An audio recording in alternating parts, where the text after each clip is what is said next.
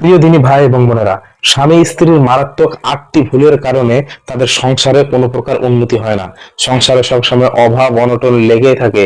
রুটি রুজিতে কোনো প্রকার বরকত থাকে না। যতই টাকা রোজগার করুক না কেন, সব সময় সংসারে অভাব অনটন লেগেই থাকে। আপনি যে টাকা রোজগার করছেন, আপনার পাশের বাসার ওই একই ব্যক্তি একই টাকা রোজগার করছে, কিন্তু তার বাড়ি হচ্ছে, গাড়ি হচ্ছে, তার ছেলে মেয়ে মানুষ হচ্ছে, তার স্ত্রী তার বাধ্যরত অবস্থায় আছে, কিন্তু আপনার কিছুই হচ্ছে না।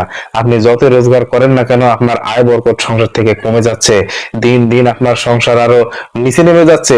দিন দিন আপনি আরো গরিব হয়ে যাচ্ছেন। আপনি এত টাকা আয় করার পর আপনার সংসারে আল্লাহ রাব্বুল আলামিনের বরকত নেই, রহমত নেই। আপনার সন্তান মানুষ হচ্ছে না। সব সময় স্বামী স্ত্রীর এবং সন্তানদের মাঝে রোগ বালাই লেগেই থাকে। আজকে স্বামীর রোগ, কালকে স্ত্রীর রোগ, পরশুদিন বাচ্চার রোগ, আজকে এই অ্যাক্সিডেন্ট, পরশুদিন ওই দুর্ঘটনা। আপনার সংসারে সব সময় দুঃখ দশা লেগেই থাকে। কোনো প্রকার আয় বরকত নেই। যতই টাকা রোজগার করছেন না কেন, তারপর অভাব অভাব আর অভাব। প্রিয় দিনী ভাই এবং বোনেরা, স্বামী স্ত্রীর 8টি ভুলের কারণে সংসারের মধ্যে অভাব অনটন হয়। এই 8টি ভুল কি আপনাদেরকে আজকে আমি ধরিয়ে দেব। আপনারা আশা করি শুধরে নেবেন। সেই 8টি ভুলের মধ্যে 1 নম্বর সেটি হলো সকালে দেরিতে ঘুম থেকে ওঠা। অনেকে আছে 9টার সময় উঠে, 10টার সময় উঠে, কিংবা 11টার সময় উঠে। এমনটা যদি হয় তাহলে সংসারে কিন্তু আয় বরকত থাকবে না। আপনাকে সকাল সকাল উঠতে হবে ঘুম থেকে এবং ফজরের নামাজটা পড়তে হবে।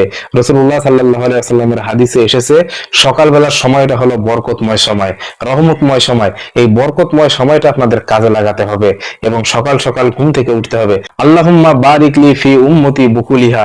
রাসূল সাল্লাল্লাহু আলাইহি ওয়াসাল্লাম নিজে আল্লাহর কাছে দোয়া করে এই দোয়াটা করেছেন, হে আল্লাহ, তুমি আমার উম্মতের জন্য সকালের সময়টাকে বরকতময় করে দাও।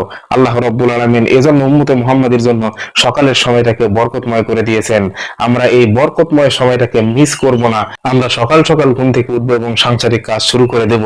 এতে করে আল্লাহ তাআলার বরকত এবং রহমত আমাদের উপর নাজিল হতে থাকবে। 2 নম্বর যে বিষয়টা, সেটি হলো নারী যে পরিবারের নেতৃত্ব দেয়। হ্যাঁ, যে পরিবারে নারী নেতৃত্ব দেয় সে পরিবারে আল্লাহ তাআলার রহমত এবং বরকত থাকে না। আল্লাহ তাআলার রহমত সে পরিবার থেকে উঠে যায়। কেননা পরিবারের নেতৃত্ব দেওয়ার অধিকার একমাত্র কেবলমাত্র পুরুষেরই রয়েছে। নারী যে পরিবারে নেতৃত্ব দেয় সে পরিবারে আল্লাহ তাআলার বরকত থাকে না। হ্যাঁ, তবে ইসলাম বিধান করে দিয়েছেন, কোনো কিছু সিদ্ধান্ত নেওয়ার ব্যাপারে স্বামী স্ত্রী একত্রে বসে পরামর্শ করে সিদ্ধান্ত নিতে পারে। কিন্তু স্বামীর কথার উপর কথা বলে স্ত্রী যখন কোনো কিছু সিদ্ধান্ত নেয় স্বামীর অনুমতি ছাড়া, কিংবা স্বামীকে অ্যাভয়েড করে কোনো কিছু সিদ্ধান্ত নেয়, সে সংসারে আল্লাহ তাআলার রহমত এবং বরকত উঠে যায়। 3 নম্বর, ফরজ নামাজ নিয়মিত দেরিতে পড়া। এমন হয় ফজরের নামাজ পড়ে না, ফজরের নামাজ পড়ে 12টার পরে, জোহরের নামাজ পড়ে আসরের আগে, আসরের নামাজ পড়ে মাগরিবের আগে। এমন যদি হয় তাহলে আল্লাহ তাআলার বরকত আপনার সংসার থেকে উঠে যাবে। নিয়মিত টাইমলি সময়ে নামাজ সময়ে পড়তে হবে। যখনকার নামাজ তখনই পড়তে হবে, তখনই আদায় করতে হবে। নামাজ দেরিতে পড়া যাবে না, নামাজ কাজা করা যাবে না। 4 নম্বর যে বিষয়টা, সেটা হলো গোসল। আপনার যখন গোসল ফরজ হয়ে যাবে সঙ্গে সঙ্গে গোসল করে নেবেন।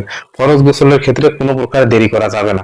অনেকে আছে গোসল ফরজ হয় সকালে কাজকর্ম শুরু করে দেয়, জমিতে যায় বা কোথাও যায়, কাজকর্ম করে এসে বিকেলে 1টার পরে গোসল করে এরপরে ভাত খায়। হ্যাঁ, এই নিয়মটা যদি আপনি করেন আপনার সংসার থেকে রহমত এবং বরকত অবশ্যই উঠে যাবে। যখনই আপনার গোসল ফরজ হবে সঙ্গে সঙ্গে ফরজ গোসল সম্পন্ন করে নেবেন।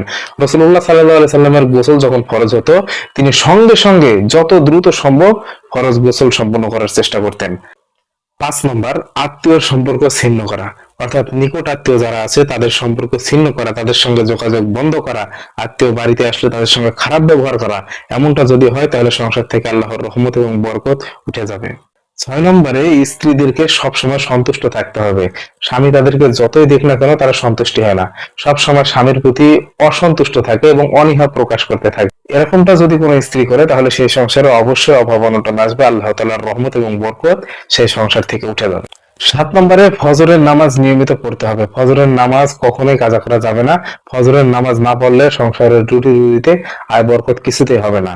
8 নম্বরের যে বিষয়টি, সেটি হলো দান সাদাকা বেশি বেশি করে করতে হবে। ফকির মিসকিন বাড়িতে আসলে তাদেরকে ফ্রিও দেওয়া যাবে না, যতটুকু সম্ভব দান করতে হবে। এতে করে সংসারের আয় বরকত এবং রুটি রুজিতে আল্লাহ তাআলার রহমত চলে আসবে ইনশাআল্লাহ।